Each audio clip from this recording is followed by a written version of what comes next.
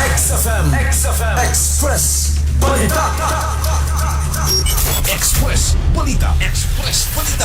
Nitanyag og 100,000 pesos nga reward si Malaybalay City Councilor Jason Chat Ayala niadtong Hunyo 27, 2026 alang sa paspas kay pagpangita sa missing hiker nga si Alcards Gomez Zamayla. Kini nga lakang gihimo human ang Incident Management Team sa pangantukan MDRMO, opisyal nga nagterminate sa 12 ka adlaw nga search and rescue operation sa Mount Kalatungan. Kainumduman nga si Zamayla usa ka 31 anyos nga industrial safety officer gikan sa saan Misamis Oriental katapusang nakit-an itong Hunyo 12 tali sa alas 8 og alas 10 sa buntag dapit sa suba diin nangayo pa kini og tubig kapin sa 600 ka hektarya sa lasang ang gisubay sa 7 ka rescue teams nga gilangkoban sa mga sundalo, police, volunteers, local guides o Kinan units uban ang paggamit sa thermal drones tungod kay nahurot na sa mga otoridad ang tanang posibleng search areas nga walay nakit-aga timaan o agi sa biktima. Napugos sila sa pag-undang sa operasyon. Naglaom si Konsyel Ayala nga ang gitanyag niining nga ganti makatabang aron makakuha og bag-ong impormasyon gikan sa mga sibilyan o lokal nga komunidad. Mga katropa, kinahanglan nato i-boost kanunay ang atong immune system. Kinahanglan ta magtumar og Xanthon Vitamin C alang sa nagayusang Pilipino para sa Pilipinas. Katropang Jonathan Lee Soriano, X